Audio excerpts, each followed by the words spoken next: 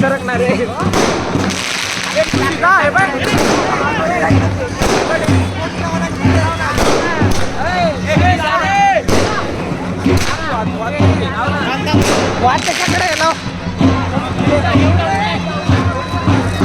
पुढे पुढे घे पुढे घे पुढे घे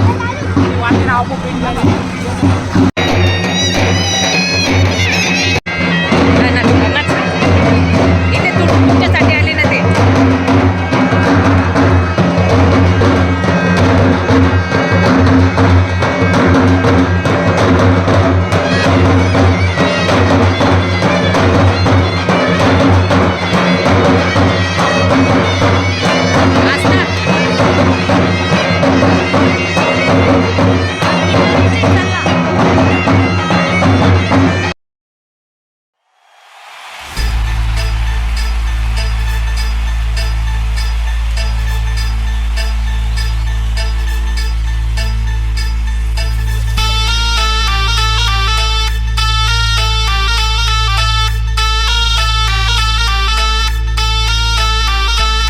अख्ख्या मार्केट मध्ये फक्त आपलाच रूपा हवं अख्ख्या मार्केट मध्ये फक्त आपलाच रूपा हवं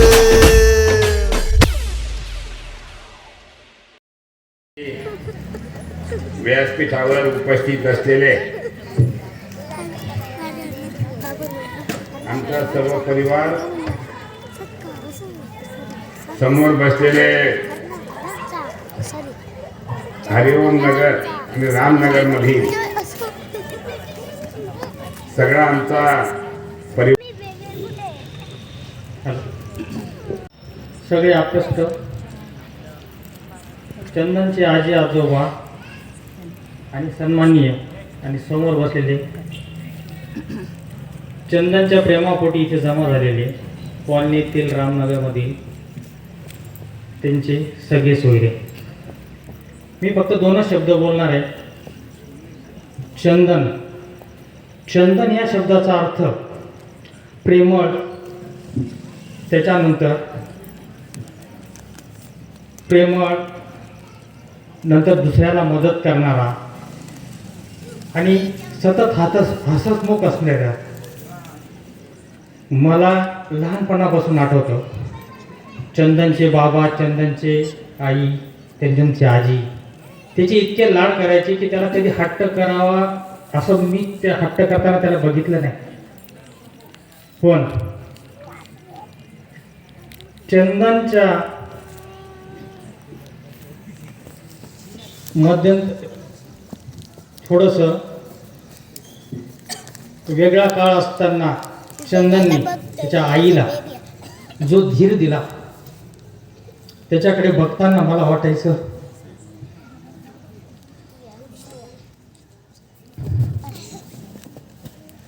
एवढ्या लहान वयामध्ये त्याच्या आईला एवढा धीर दिला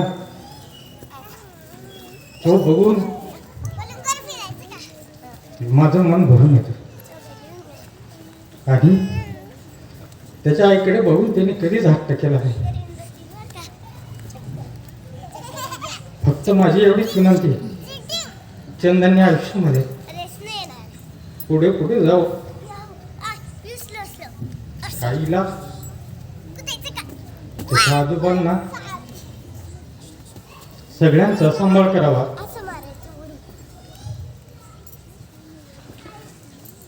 त्याचा स्वभाव बघितल्यानंतर सगळ्यांना मदत करणारा, उदारमताचा. मला कधी कधी टेन्शन येतं की याचा हा स्वभाव त्याच्या आयुष्यामध्ये पुढे असाच न राहू. त्याने थोडंसं स्वतःच्या कुटुंबाकडे, बाकीच्यांकडे पण लक्ष द्यावं. उदारपणा हा कुठपत योग्य असतो याची की त्याला जाण असावी.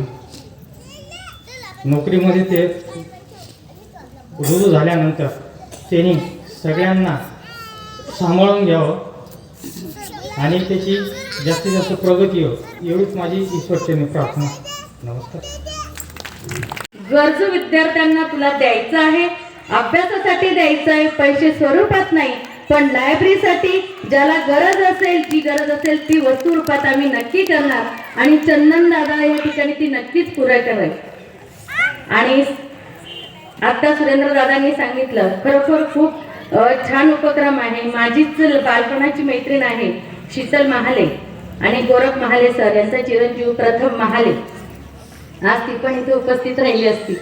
आम्ही बालपणाच्या मैत्रिणी आहोत. तिचे आई पप्पा माझे आई पप्पा बरोबर होते. त्याच्यासाठी पण मला खूप वाईट वाटतं की तिने सांगितलं, तर तिचा जो शब्द होता तिच्या मामाचं, तिने एक सांगितलं की त्याने एक स्टेटस ठेवलं होतं प्रथमने आणि त्याच्यामध्ये त्याने सांगितलं होतं की याच्यात काय दिसतंय मामा तुला. त्याच्या मामाला विचारलं. अरे म्हणे सूर्य काय झालं म्हणे, आता त्याची आंघोळ झाली म्हणे, तो आंघोळ करायला गेला. त्याने सांगितलं मामा एखाद्याचा अंत आणि शेवट सुद्धा इतका सुंदर असू शकतो. आणि खरोखर आज जर बघायला गेलं तर त्याचा अंत जेव्हा झाला तर आम्हाला गहिवरून आलं.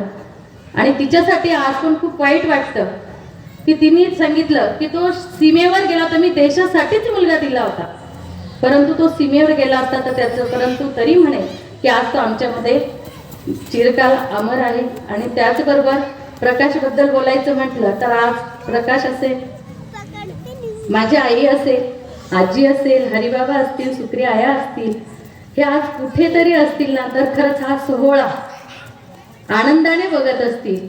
या ठिकाणी मी जास्त वेळ काही घेत नाही. फक्त चंदन दादा तुला एकच सांगेल, जमीर जिंदा रख, इरादे जिंदा रख. जमीर जिंदा रख, इरादे जिंदा रख.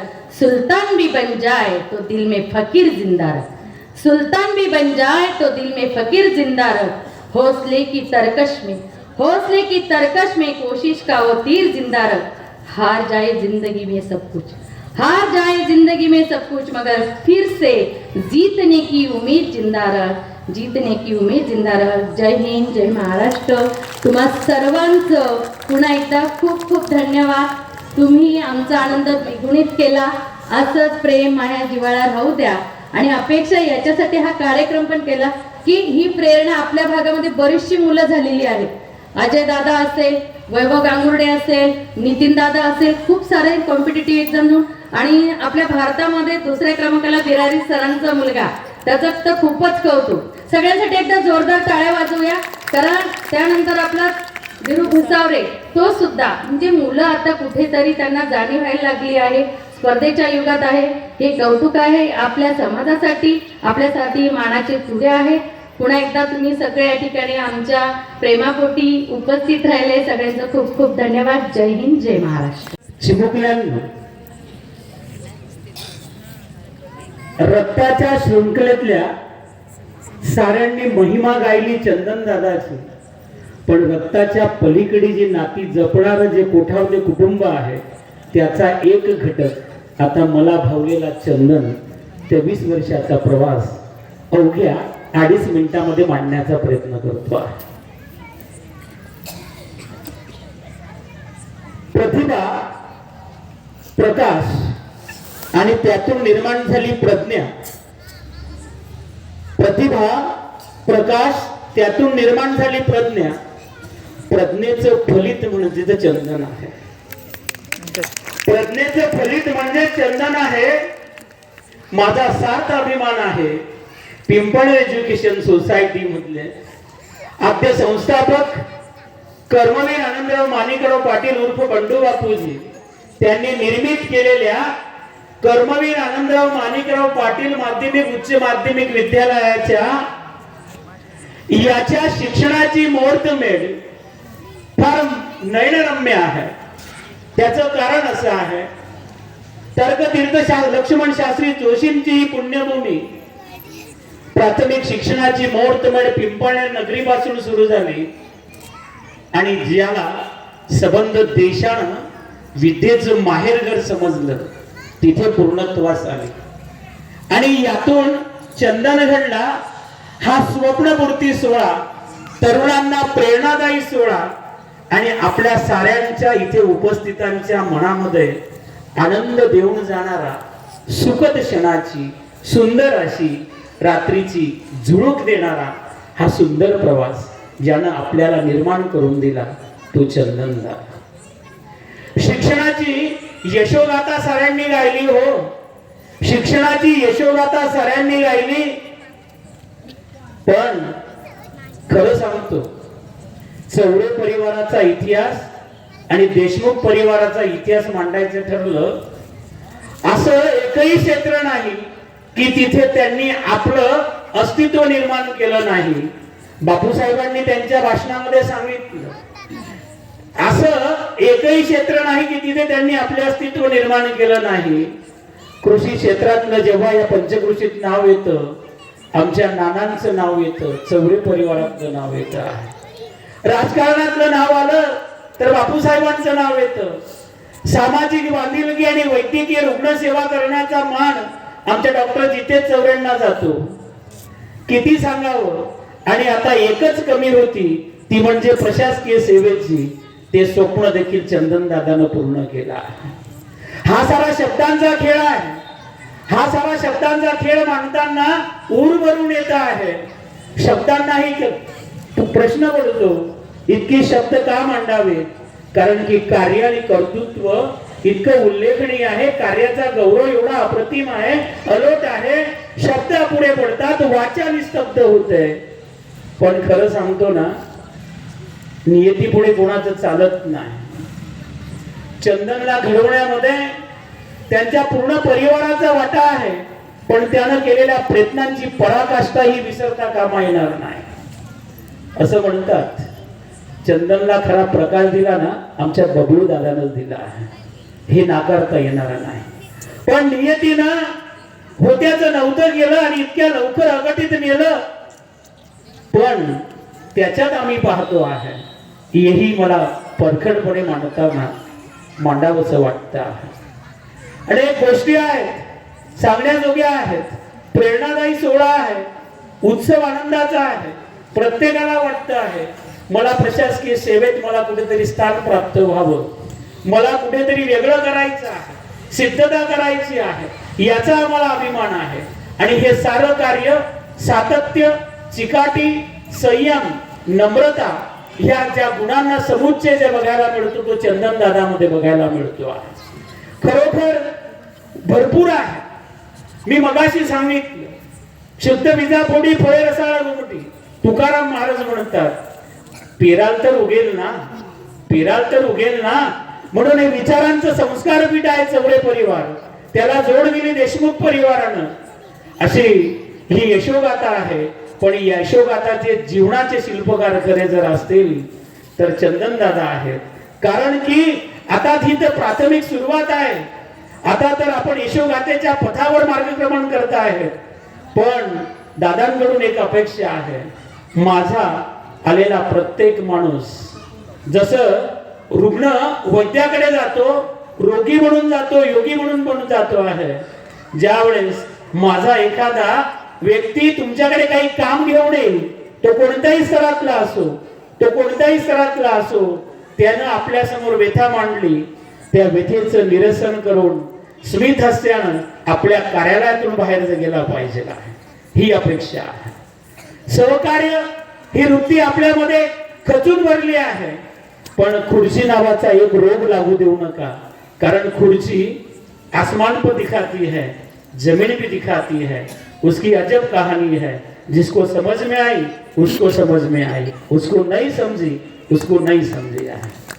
म्हणजे आपण ह्या प्रशासकीय कार्यातल्या सेवेमध्ये आपण सेवा करत असताना हे विसरता कामा नये. डाऊनवर्ड पर्सनॅलिटी म्हणून काम करा. हा उपदेश नाही, ही आमची साऱ्यांची कळकळीची विनंती आहे. उपदेश देणारा एवढा मी महान व्यक्ती नाही. पण असं म्हणतात, शिक्षक म्हटला म्हणजे सांगावं असं वाटतं, उपदेश असंच घडत असतात, पुष्कळ सांगण्यासारखं आहे. पण असं म्हणतात, वक्त्यानं ना मर्यादित स्वरूपात मर्यादित मांडलं तर बरं असतं. नाहीतर बरेच जण इकडे तिकडे नजरा फिरवतात, दृष्टी फिरवतात, याला आणलं कोणी, त्या शोधात ते असतात. ते तसं होऊ देऊ नये. म्हणून मी एवढंच सांगतो, संयोजकांनी अथांग सागराकडे बोट दर्शवला, संयोजकांनी अथांग सागराकडे बोट दर्शवला आणि माझ्या हातात बंधू भगिनी चंदन दादाला त्याच्या नोकरीनिमित्त आशीर्वाद देण्यासाठी ते जमलेले आहेत.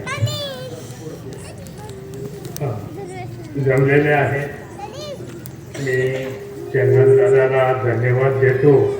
थोडंसं विषयांतर म्हणून थोडंसं 2 शब्द बोलतो मी फक्त, की आमची पिंकूताई अगदी कमी वयामध्ये तिचा डोक्यावरचं पदर खांद्यावर आलं आणि अशा वेळेस तिला धीर देणं हे अत्यंत महत्त्वाचं होतं आणि त्याच्यासाठी आम्ही तिला धीर देत राहिलो. हे जे 2 मुलं आहेत हे तुझ्या आयुष्यामध्ये चांगलं घडवतील, त्यांच्याकडे लक्ष दे. आणि मुळातच म्हणजे आमची पिंकूताई ही अभ्यासू वृत्तीची. लग्न झाल्यानंतर ही तिने आपली अभ्यासू वृत्ती सोडली नाही. BEd झाली, MA झाली, PhD झाली, कारण तिची वृत्ती ही अभ्यासू होती आणि तिच्याच वृत्तीवर तिचे हे मुलं गेले ते हे अभ्यासू निघाले. मुळात म्हणजे आई जी आहे, आई ही आपल्या मुलाला घडवत असते आणि आपण म्हणतो जिच्या हातात पाळण्याची दोरी ती जगाची उद्धारी. त्या पद्धतीने आमच्या ताईने मुलांना घडवलं, कारण मुलंसुद्धा अभ्यासू वृत्तीचे आहेत आणि अभ्यासू वृत्ती असली तरच आपण या जगात पुढे जाऊ शकतो, काहीतरी करू शकतो. तर आमची फक्त थोडक्यात म्हणजे मला पिंकूताईचा खूप अभिमान वाटतो की हे सर्व करत असताना मुलांना तिने घडवलं आणि नंतर ती बाई तू काय करते? अण्णा मला आता काहीच करायचं नाही, मला आता समाजसेवा करायची आहे, समाजासाठी झटायचं आहे, समाजसेवा करायची आहे, कुठेतरी मला माझं मन रमवायचं आहे.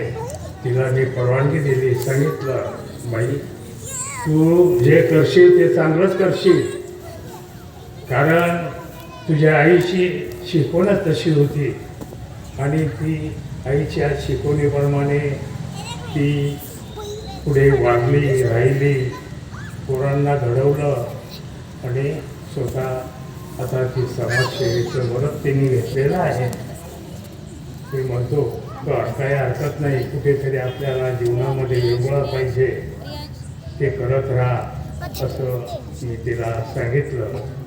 जे माझे 2 नातू आहे येतात, आल्यानंतर ते अगदी येता येता मला आलिंगन देऊन भेटतात. मला त्याचा अभिमान वाटतो आणि त्यांची ही अभ्यासू रुची चंदनदादाची तर होती. चंदनने 1-2 ठिकाणी त्याला खाजगी कंपनीत बोलवतो, मग मला खाजगी कंपनीत नोकरी करायची नाही, मी करेल तर सरकारीच नोकरी करेल आणि तीही चांगली असेल तरच करेल असं त्याच्या मनात होतं आणि त्याने ते पूर्ण केलं. त्याचा मला अभिमान आहे. तसाच तो धाकटा जो आहे तो सुद्धा खूप अभ्यासू आहे. फक्त त्याला वेळगोळा म्हणून तो काहीतरी प्राणी पाळतो एवढंच त्याचं थोडंसं हे आहे, नाही तर तो सुद्धा खूप अभ्यासू आहे आणि तोही अभ्यास करतो. आता एवढं बोलून मी चंदन दादाला पुढच्या आयुष्यासाठी मी आशीर्वाद देतो आणि माझे 2 शब्द संपवतो. जय हिंद, जय Hind. Celebration, congratulation, celebration, congratulation and celebration. Chandan दादा साहेब झाले.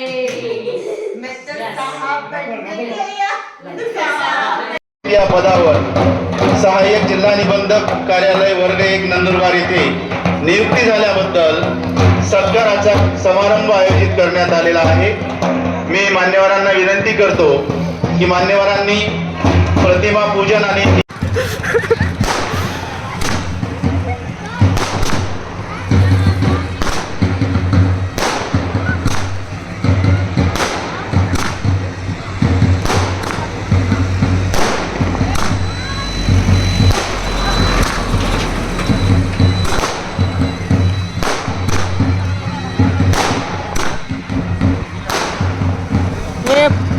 येणे 32 का 60 शूट आहे ना, 6 बॉक्स घेऊन आलेला. 2000च्या लटा जास्त, 2000च्या 3 लटा, 1000च्या 6 लटा. हां आपल्याकडे भेटत नाही इकडे. हां सिंगल बाहेर सिटीकडे दिले खात नाही, पण आवाज काढायचा त्यांचा. हे लल्लूचे कपडे करून गेले ना मागून. हां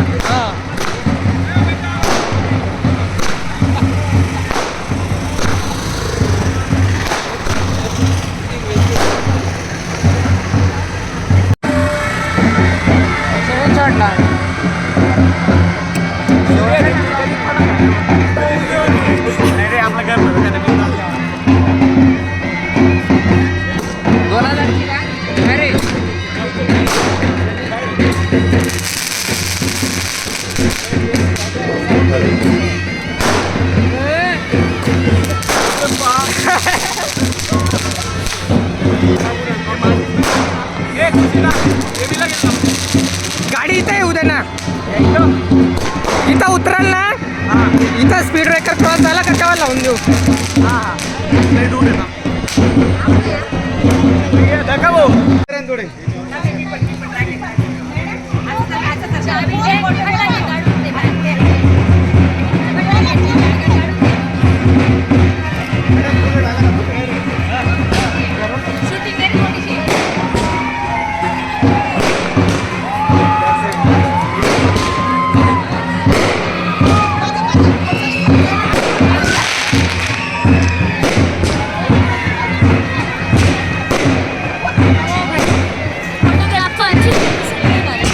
येईल ना तो. कॅमेरा ऑन कर.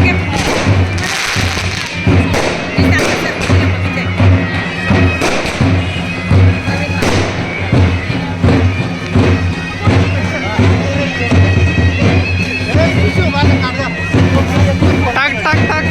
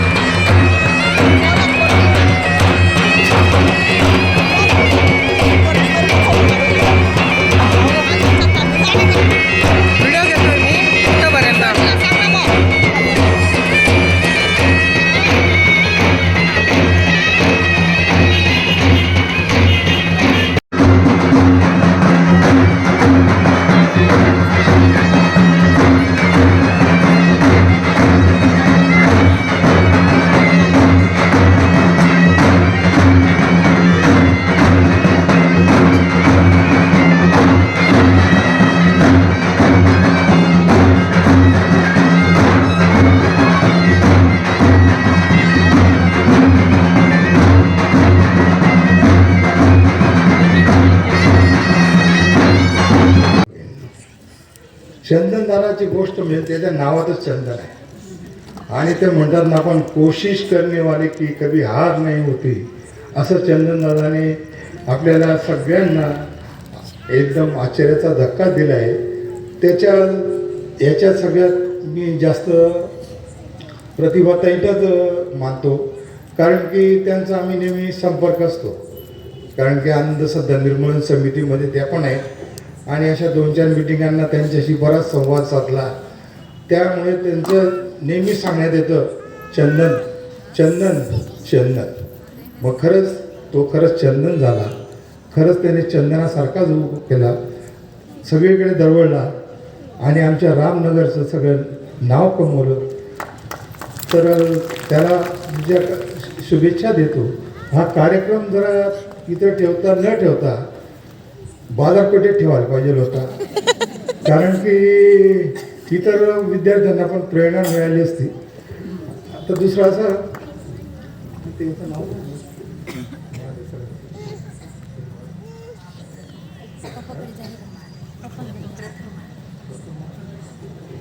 तर आता आम्ही आमच्या इकडे ते महाले सर आहेत.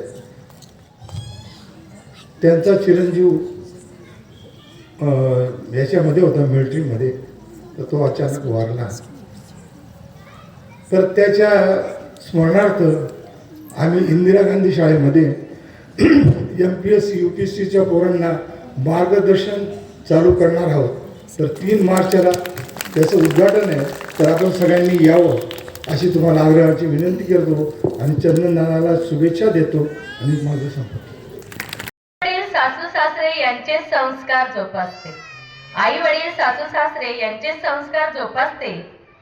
तुम्हा सर्वांचा आशीर्वाद, प्रेम, जिव्हाळा सदैव पाठीशी राहावा, हेच परमेश्वराकडे आजच्या दिवशी मी मागणे मागते.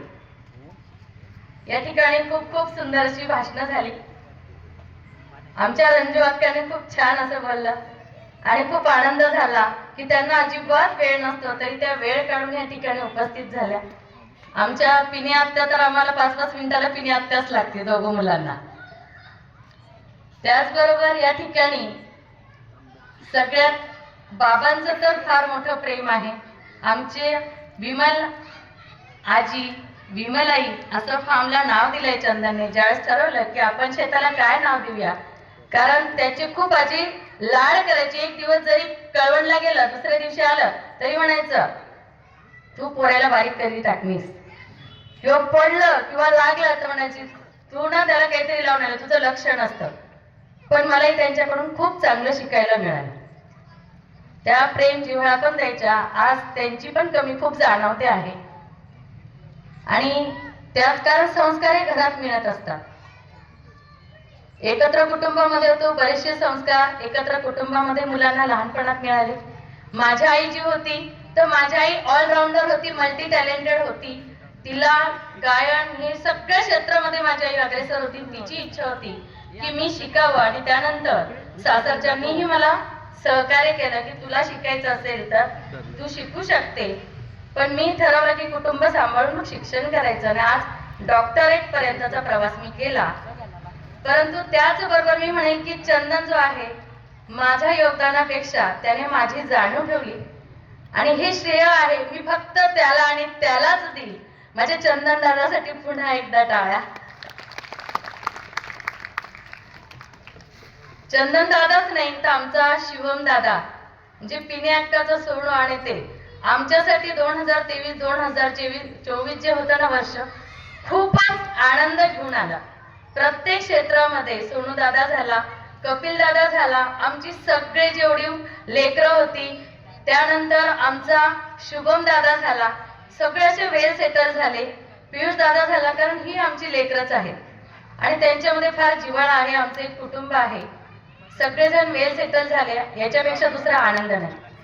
जिंदगी की असली उड़ान बाकी है, जिंदगी की असली उड़ान बाकी है, जिंदगी की कहीं इम्तिहान बाकी है.